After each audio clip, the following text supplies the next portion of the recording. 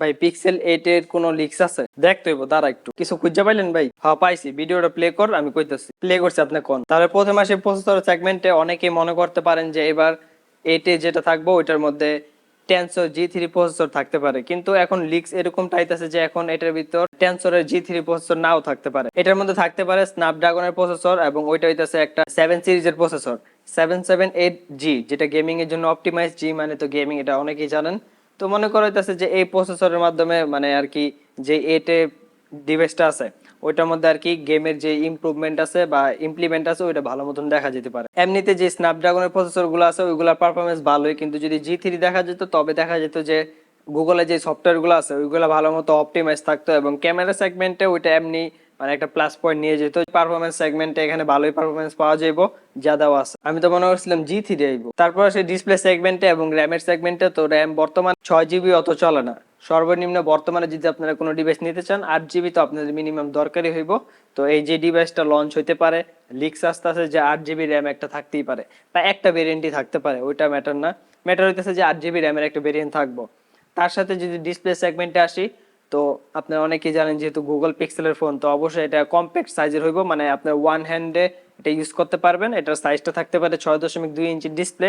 আর অবশ্যই গুগল পিক্সেলের ডিভাইস একটু মিড রেঞ্জের থেকেও একটু হাই বাজেট বলা যায়, আবার ফ্ল্যাগশিপের কাছাকাছি, যেহেতু 8 এর ডিভাইস, পুরো 8 প্রো না।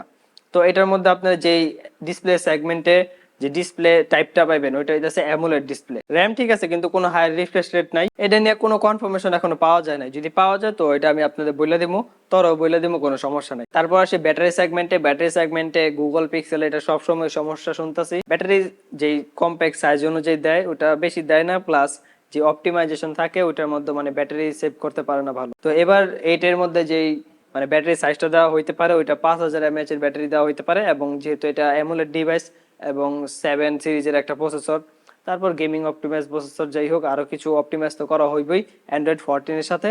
তো ওইটার মধ্যে আপনারা যে পারফরমেন্স সেগমেন্ট পাইবেন এবং ব্যাটারি সেগমেন্ট পাইবেন, ওইটার মধ্যে আপনারা ব্যাটারির একটা ব্যালেন্স পাইবেন। তারপর সে ক্যামেরা সেগমেন্টে আপনারা দুইটা ক্যামেরা পিছনে দেখতে পারবেন, যেটা প্রাইমারি মেগাপিক্সেল থাকতে পারে ক্যামেরার, ওইটা হইতাছে 50 মেগাপিক্সেলের। কিন্তু এখানে আপনারা 50 মেগাপিক্সেল দেখবেন কে লিগা? আপনারা পিক্সেলে ফোন নিতেছেন, অবশ্যই এখানে যেই ইমেজ প্রসেসিং আছে ওইটার মধ্যে আপনারা সবসময় নির্ভর করবেন। তার সাথে আরেকটা যে ক্যামেরা থাকবে ওইটা হইতাছে 12 মেগাপিক্সেল একটা আলট্রা ওয়াইড ক্যামেরা। এটাও আপনারা প্রসেসিং এর উপর বেশি ডিপেন্ডেন্ট। ক্যামেরা মেগাপিক্সেল অত একটা ম্যাটার করে না, কিন্তু এটা ম্যাটার করা হইতেছে যখন আপনাদের মানে ডিটেলস বেশি লাগবে, তখন আপনাদের মেগাপিক্সেল যত বেশি ডিটেলস তত বেশি আসবে, এটাই স্বাভাবিক। কত ওয়াটে চার্জ হবে এটার কোনো কনফার্মেশন নাই, এটারও কোনো লিক্স আসে নাই। যদি চার্জিং এর কোনো লিক্স থাকতো তো আমি আপনাদের বলেই দিতাম।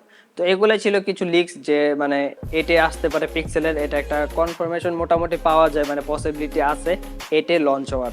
তো আপনারা আমাকে কমেন্ট করে জানাবেন যে আপনাদের ভিডিওটা কেমন লাগছে। ভালো লাগলে অবশ্যই লাইক দিয়ে যাবেন, ভালো না লাগলে ডিসলাইক করে দিবেন। আপনাদের ফিডব্যাক তো অবশ্যই জানাবেন। তাছাড়া এই ডিভাইসের জন্য কারা কারা এক্সাইটেড আছেন এটা তো অবশ্যই আমাকে কমেন্ট করে জানাবেন। পরবর্তী কোনো একটা ভিডিওতে আপনাদের সাথে আবারও দেখা হইব। এটি ছিল আজকের ভিডিও, ধন্যবাদ। কোনো লঞ্চ ডেট পাওয়া যায় নাই, লঞ্চ ডেট নাই, কিন্তু অক্টোবর এটা লঞ্চ হতে পারে, এটাই পাওয়া গেছে।